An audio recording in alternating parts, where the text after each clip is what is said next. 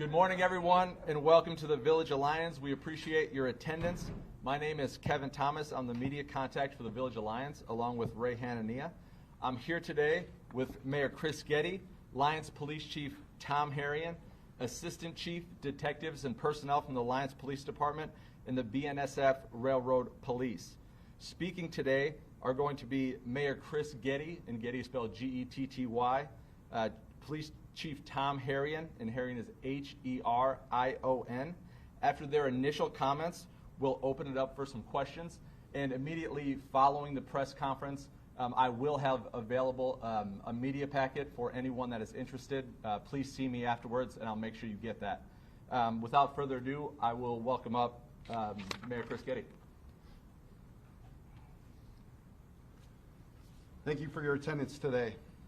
We are here today to highlight the details of a national criminal enterprise that was taken down by the Lyons Police Department. This began as a routine investigation of a reported break-in of a semi-trailer in a storage yard in Lyons on September 19th. The attempted theft was investigated by the Lyons Police, and although nothing was taken, police remained vigilant and suspicious. The suspects returned within 24 hours and hooked up the semi-trailer and made off with the trailer and its cargo, which consisted of 809 cartons valued at $42,000 and consisted mostly of toys. The thieves took the trailer to a warehouse in Chicago, unloaded the cargo, and then abandoned the empty trailer at a parking lot nearby. 2 suspects have been arrested and charged by the Lyons Police, and the police are continuing their investigation and following up on leads.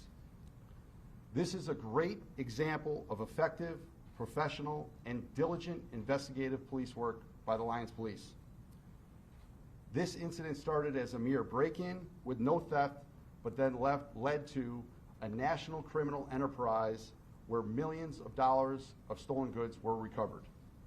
I personally applaud members and officers that were involved in this case, including members of the Attorney General's Office, the Cook County State's Attorney's Office, the Burlington Northern Santa Fe Railway Police, the Chicago Police Department, and most of all, the superior police work of the Lyons Police Department. I will now call up on Tom Harrion, our police chief, to provide further detail. Thank you. Hi, thank you very much. This was a great case.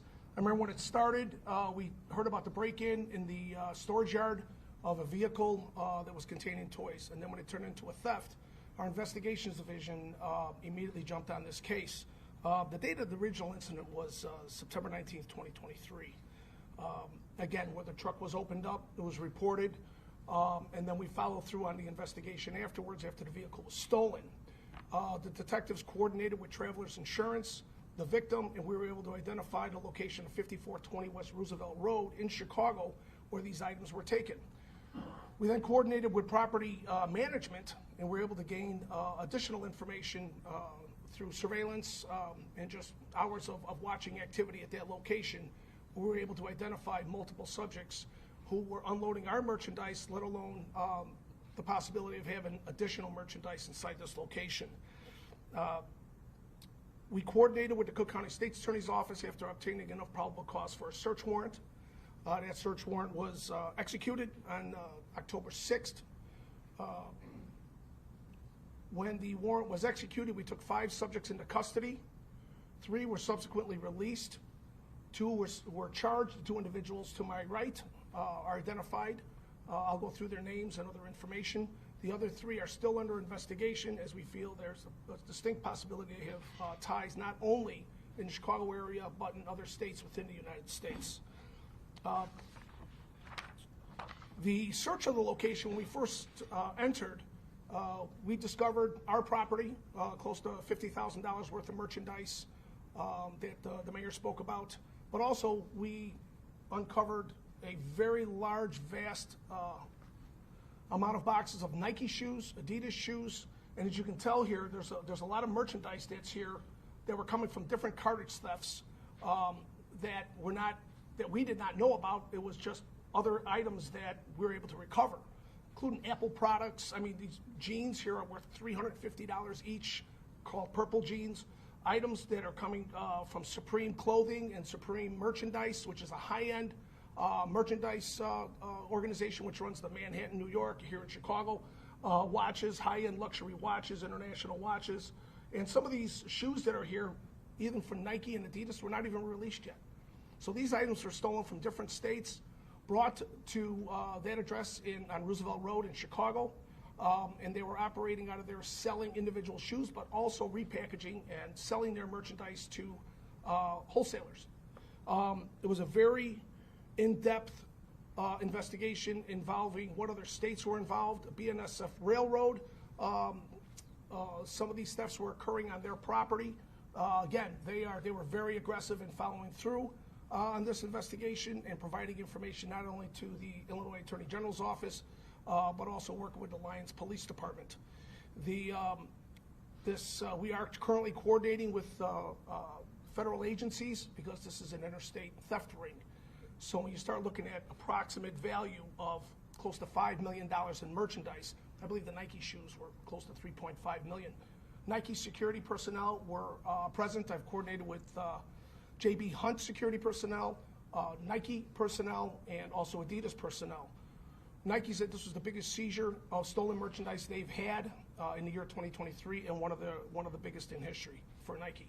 So this was a massive gain for them, and we're currently working with the Cook County State's attorneys, federal government, and also the state of Illinois on further investigation. The two individuals who were arrested, Eric Luciano Batista, resides in Cicero and also has a residence in Chicago. He's 24 years of age. He was charged with burglary and possession of stolen property, both Class 2 felonies. The other individual, Edwin Aguirre Ramirez, resides in Cicero, 24 years of age. Neither one of them have significant criminal histories, but they do now. So we believe this organization has been going on for some time. There was some other rental facilities that they had that are now been emptied prior to us being able to gain entry to them. So they're well aware of the police involvement in this situation, and it was a massive plus for private enterprise, private corporations, law enforcement at the state and local level and the railroad level to uncover a ring of this magnitude, and it was a plus for everyone. This goes on across the United States, and we're lucky enough to get this location. Any questions, thoughts? Can you talk more about that initial incident, because you said they broke into the trailer, but they didn't take anything, and then how much time passed before they went out? Well, I'll tell you, some stuff we're going to let out but other stuff there's ongoing investigation. I don't let too much out because I know whatever's said here is going to end up in somebody else's ears in multiple states. And this is tied to Tennessee, this is tied to Arkansas, this is, of course, state of Illinois. It could go as far as California or North Carolina.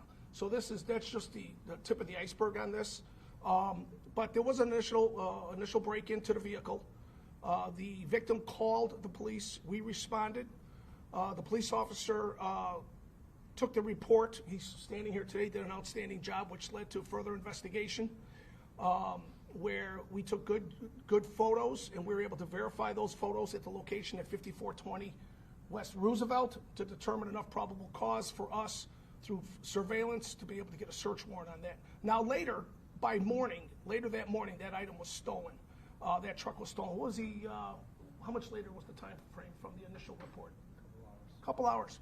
So what they usually do is what I'm being told is they go in, examine the product, go back to their supplier. Do you want this? Yes, we wanted it. Those are some of the toys that are sitting here. When you start looking at these toys here, this is what was in the back of our truck in Lyons. And this is what we recovered from there. Of course, 800 boxes, 800 cartons. So it was without that initial report being done, that really enabled us to follow through on this to get the location identified, search warrants, and subject to being arrested. And Chief, you mentioned that this was the biggest recovery issue for Nike. Would you say this is the biggest ever recovery for your department? Yes, absolutely. As a matter of fact, I believe that was also reiterated by the Illinois Attorney General's office investigators, because they work these cases too, and it was a pleasure to have them. BNSF, everybody said they referred to this as the mother lode. So I've not heard that term very often, and you usually don't get locations like this with this type of merchandise, let alone this amount of merchandise. So it's always good to do a recovery like this.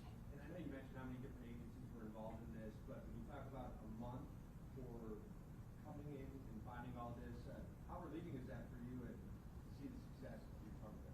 Well, the key is we leave no stone unturned here. We get a crime, we do everything we possibly can to resolve that problem as fast as possible, because our goal is safety of victims, the protection of our residents, and the recovery of property. And we did all three. Everything worked out exceptionally well. And but again, you're looking at, like I mentioned, private insurance companies working with us, property management working with us, Nike Security, JB Hunt working with us, Adidas working with us, everybody getting involved to be able to tie these loads and this stolen merchandise to different locations throughout the United States, which again, that brings in the federal government because of the interstate trafficking. And we know how they're transporting it, we know how some of the items were transported, and we know how some of them were shipped here. So we have a lot of further information in this investigation that's going to help us in the future, because this is widespread. You said this was the tip of the iceberg. What are the next steps in the investigation? Who are you working with, partnering with? What comes next? We will continue to coordinate. We have just involved the United States special agents involved, and they're meeting with us next week. The Illinois Attorney General's office, we're meeting with them next week. That mainly involves Illinois. We got future charges coming against these individuals. That'll be for the UGG boots. The UGG boots were stolen at the end of September. They brought those UGG boots in. We have evidence of them unloading it, bringing it in, brought it into the warehouse, unloaded those boxes, had them reloaded already, and they were already on pallets ready to be shipped out. That's how fast they work. These items, we got 300 pairs, 1,000 pairs of UGGs. They're already talking to their individuals that they sell products to, so they can ship those items out immediately. So it's a very sophisticated, very well-run operation. So was the Chicago police involved in this too? Chicago PD recovered the vehicle when it was stolen, and Chicago Police Tactical Unit from the 15th District were on scene for the execution of the warrant. And where was it in Lyons, that storage, the initial thing? Off of First Avenue. First Avenue. Yeah. Okay. And when were these two fellows taken into custody? That day immediately. They were taken into custody. We entered the location. We took 5 individuals into custody immediately. Again, there's more investigation into financials. There's more investigations in other criminal enterprises and who their ties are, who stole the trucks. We have images of individuals who stole these vehicles, brought them in, unloaded them, and so there's other people we are definitely identifying. So the railroad is involved because they're intermodal units that load on trains and then they become trucks? Is that how? Yes, so what happens is the trains come into the station. If they're in cartons, they're unloaded, put out the chassis, and they're put into a separate yard. The cabs would come in, hook up to them. Maybe they have inside information, not from the railroad, but from the shippers or anybody. We don't know that yet. That's what we're kind of looking for. But they were able to hook up to these trailers, take them out right off the premises, and take them to a location that was either in their state where they would unload it and then mail these packages to Chicago, to this location, or if it was a Chicago theft, they would drive right to the location. They would just go into a yard, hook up the trailer, and go. It's all over the U.S. You have this is one case with up to 5 million. I guarantee you, from what I'm hearing, this is an epidemic throughout the United States. And you think about it, just the financial impact of what happens. Insurance companies have to pay out, transporters have to pay out, logistics have to pay out. So who's going to end up paying that at the end? It's going to be me. It's going to be you. So at the end of the day, it's a financial situation, and it's an economy situation. So the best thing for us to do is to try to put these individuals in jail as fast as possible. Do you have any more information about the Nike shoes, the 3 million, like the origin of that load of merchandise? Yes. I have to keep that a little confidential. I apologize. Just because I need to get the individuals who committed that theft, and we think we know who they are. When you call this an epidemic, how many people would you estimate Well, I can tell you, we have 7 to 9 individuals just on, that we've been able to capture on video or in photos. But the epidemic is massive seizures in LA, massive seizures in Tennessee, this is going on in rail yards across the United States. And and there's a lot of cargo that's coming in and out. It's great to have BNSF Railroad, Assistant Chief Gina Hunter here, because they work very well with us, and they work very well with law enforcement, not only state, but also federal. So they are extremely participatory. Union Pacific Railroad was also out there. Evidently some shipments were taken from them. I have phone calls in today that Dick's Sporting Goods is looking for stolen merchandise. This is going, like I say, this is branching out every day. It gets a little bit bigger. And Chief, you mentioned just how expensive this whole thing is. What can these companies do, logistics companies, cargo companies, to implement that thing? Well, what I would do is I put GPS in every vehicle. And when that item's stolen, track it where it's going, get it where it's going to be, and that would be the easiest way to do it. You can track a car anywhere. I'm thinking of carjackings, the different things that occur and how we follow cars. Cars have GPSs. Where was the car stolen from? Where is it at? Where is it progressing? What neighborhood is it going to? You can do the same thing with these cargo companies, with these corporations that are shipping these items out. Put GPSs in these things. It makes it very, very easy to track these loads, where they're going, to contact law enforcement, and you can do a case just like this. Chief, could you talk about the retailers that actually bought this stuff and how it got dispersed? Was it more of they were unsuspected? They had no idea that this stuff was stolen? Well, they had a showroom inside. We're going to give you some photos of the situation up there in the warehouse. They had a showroom set up in there with all Nike shoes. I mean, to the end of, there are a pair of Air Jordans here, originals, that are worth $2,000. There's other shoes that were in there that I would never, I'm not going to buy them, but they're being sold for $2,000. You start looking at these Adidas shoes. They're priced anywhere from $2,000 to $15,000. I never even heard of those shoes. So, you would talk about a high end on that. So do I really know whether anybody was coming? There's a reason. So if I own a shoe store and I want to buy product, I'm going to go to the manufacturer. I'm not going to go to a warehouse at 5420 West Roosevelt Road to buy a shipment of shoes that I can sell in my store. That's just not how you do it. So because I've had to make some phone calls on this. So whether they knew it was stolen or not, I don't know, or whether they thought it was a wholesale house, I don't know. But there's no doubt that they were able to save a lot of money on a lot of products and charge prices that would have been beneficial to them. This is all about money. This whole thing is all about money. But Chief, could those unsuspecting retailers be facing any charges too? That's really difficult to prove. You start going after retailers. Now you're looking at. We have some retailers identified that we're going to look at because we were able to pull records out of there. So we will be speaking to them. We've already had talked with them a little bit. But it's like getting a drug dealer on the street selling a gram of cocaine. I want the guy with the kilos. That's what I'm looking for. So. Was it big chains, mom and pops, or how would you? A little bit of both. A little bit of both. So how did they make the connection from Lyons, First Avenue, to Roosevelt Road? So we don't know how they found that cargo truck in Lyons, and of course we have no statements from them. They immediately asked for counsel, so we did not interview them any further. So we just don't know at this point. How did you guys get to I wish I could tell you, but I can't. So. And what is that area off of Lyons, off of First Avenue where the truck was? What is that? It's a cargo. It's an area where a lot of vehicles, tractor trailers and trucks are being stored. It's going to be a development area for the village in the future. It is village property. Right by the quarry? Yes. Okay. Is this the officer that uncovered it? He was the one who took the initial report, Officer Dever Kelly. He did a nice job. Sorry, sir. First and last name? First name Dever, D-E-V-E-R, last name Kelly, K-E-L-L-Y. Why are the other 3 men who were involved, why haven't they been charged? And what's their status?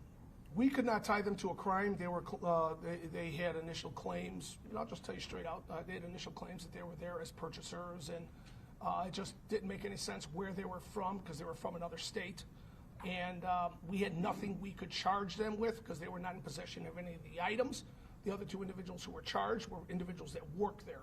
So we will know more about the other 3 individuals very soon. We've got information on them and doing background work. Many arrests. Let's hope, right? Which is why we need to get bigger agencies involved. I mean, the Illinois Attorney General is great. Don't get me wrong; they've done a great job, and but it's only Illinois.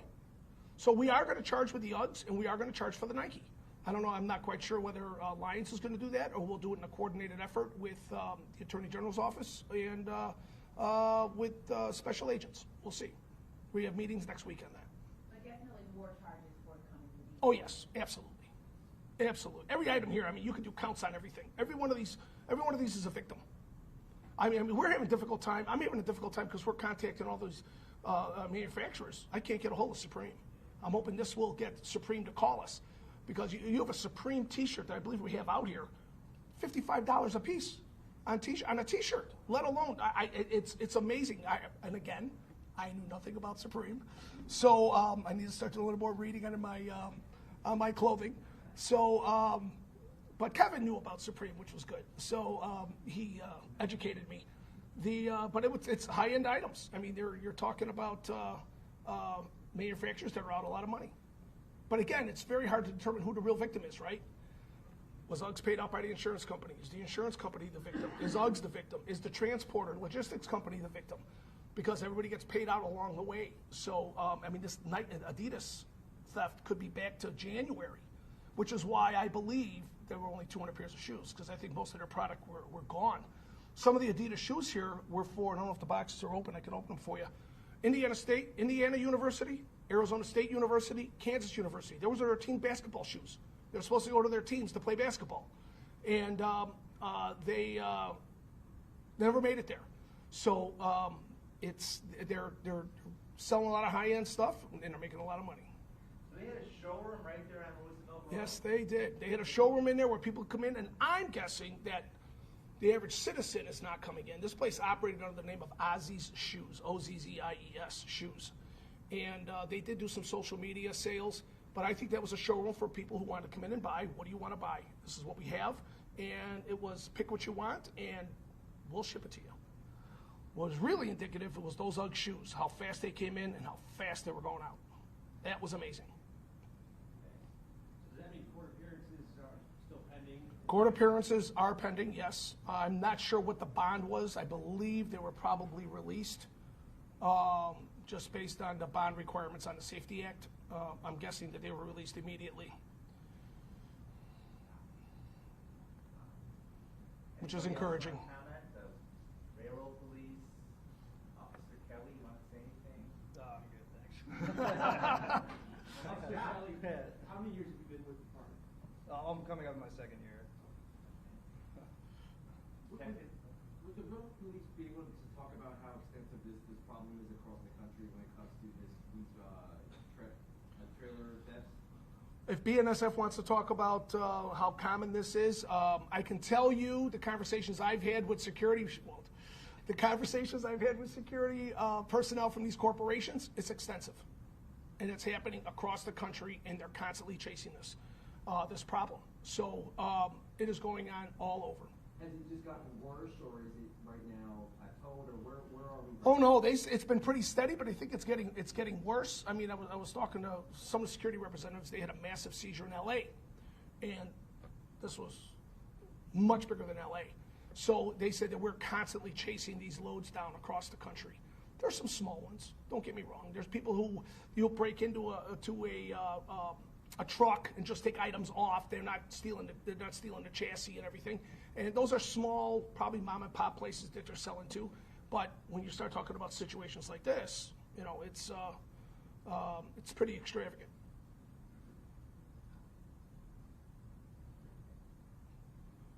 Thoughts, questions, concerns?